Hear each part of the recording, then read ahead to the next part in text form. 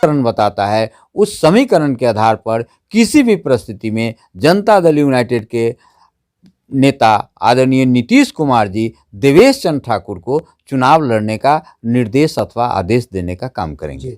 नमस्कार, news for nation देख रहे हैं आप। मैं हूं आपके साथ धीरज सिंह। बिहार विधान परिषद के सभापति देवेश चंद्र ठाकुर ने दावा किया है कि मुख्यमंत्री नीतीश कुमार ने कल की राष्ट्रीय कार्यकारिणी की बैठक में उन्हें सीतामढ़ी लोकसभा सीट से उम्मीदवार घोषित किया। हमारे साथ हैं सीतामढ़ी से पूर्व सांसद और जेडीयू के राष्ट्रीय महासचिव रामकुमार शर्मा जी। सर, देवेश चंद्र ठाकुर जो कि बिहार विधान परिषद के सभापति हैं, उन्होंने दावा किया है कि सीतामढ़ी लोकसभा सीट से मुख्यमंत्री नीतीश कुमार ने उन्हें हरी झंडी दी और बोली है कि तैयारी कीजिए, वहाँ से चुनाव आप ही लड़ेंगे।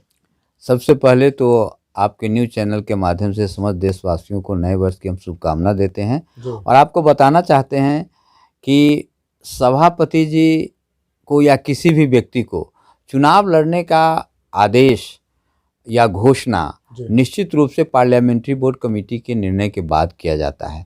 वैसे तो आदरणीय नीतीश कुमार जी हमारे सर्वमान्य नेता हैं, वो जब चाहें जहां चाहें बोल सकते हैं, लेकिन मुझे आश्चर्य इस बात का है कि कार्यकारिणी की बैठक में सभापति जी इतने बड़े संवैधानिक पद पर रहते हुए कैसे चले गए और कैसे जा करके उन्होंने, यदि कुछ बात हुई कि नहीं हुई पता नहीं, यदि हुई भी तो कैसे उसको न्यूज़ चैनल के माध्यम से आम लोगों के बीच में परोसने का काम किया। ये अपने आप में आश्चर्यचकित करने वाला बात है। ऐसी कोई बात नहीं है जो सीतामढ़ी का राजनीतिक इतिहास बताता है, जो सीतामढ़ी का जातीय गणना बताता है, जो सीतामढ़ी का समीकरण बताता है, उस समीकरण के आधार पर किसी भी परिस्थिति में जनता दल यूनाइटेड के नेता आदरणीय नीतीश कुमार जी देवेश चंद्र ठाकुर को चुनाव लड़ने का निर्देश अथवा आदेश देने का काम करेंगे। तो कल राष्ट्रीय कार्यकारिणी की बैठक थी। आप पार्टी के वरिष्ठ नेता हैं, राष्ट्रीय महासचिव हैं,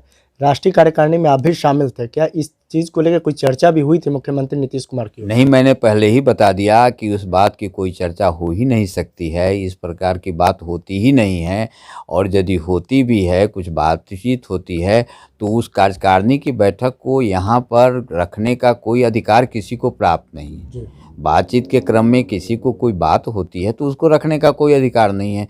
तो हम लोगों को तो ऐसा कोई निर्देश, ऐसा कोई भी स्पष्ट आदेश नहीं मिला है कि आदरणीय देवेश चंद्र ठाकुर सीतामढ़ी से चुनाव लड़ेंगे और आप जा करके उनको चुनाव जिता करके लाइए। यदि ऐसा निर्णय लेते हैं किसी के प्रति नीतीश जी, तो मैं वर्षों से देखते आया हूं, लगातार समता पार्टी काल के स्थापना काल से पहले से मैं उनके साथ हूं और लगातार देखता हूं कि निश्चित रूप से बुला करके सभी को समझाते हैं और कहते हैं कि मैं फलाने को टिकट दिया हूं, आप उसको चुनाव जिता करके लाइए, ये करके लाइए। लो, ऐसा कुछ नहीं हुआ है। इसलिए मुझे तो कोई उम्मीद नहीं है कि आदरणीय देवेश चंद्र ठाकुर सीतामढ़ी से उम्मीदवार होंगे। तो क्या देवेश चंद्र ठाकुर सीतामढ़ी के लोगों को और जेडीयू के जो लोग हैं उनको गुमराह करने की कोशिश कर रहे हैं? निश्चित रूप से समस्त पार्टी को भी गुमराह करने की कोशिश कर रहे हैं और जो भी लोग वहाँ से प्रत्याशी हैं या जो भी वहाँ के साथी हैं उन सब को गुमराह करते हैं,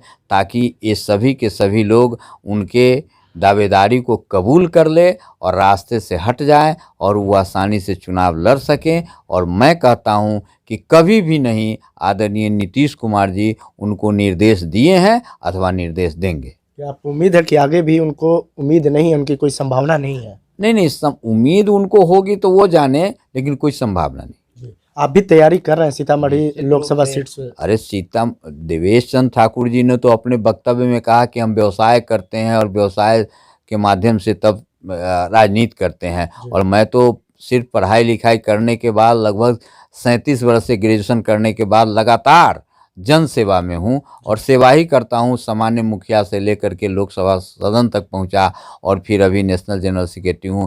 हम लोग तो सेवा करते हैं और सेवा के बल पर चुनाव में जाना चाहते हैं। हम लोग तो दूसरा कोई काम ही नहीं करते हैं, तो हर दिन तैयारी ही चलती रहती है।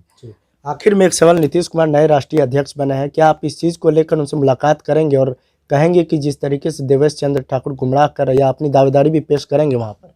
निश्चित रूप से हम लोग दावेदारी पेश कर ही रहे हैं। लगातार बातचीत होती रहती है, बातचीत में कहते ही रहते हैं और वो कहते हैं कि समय सब पर निर्णय हो जाएगा, समय पर फैसला हो जाएगा। मतलब उम्मीद है कि आप निश्चित रूप से कोई दो राय नहीं है। निश्चित रूप से चुनाव लड़ने की बात है। और इस बात को हम दावे के साथ नहीं बोल सकते हैं, ये पार्टी के हमारे नेता आदरणीय नीतीश कुमार जी का फैसला होगा। उनके जुबान से आप सुनिएगा कि सीतामढ़ी में कौन चुनाव लड़ेगा। चलिए, बहुत बहुत धन्यवाद।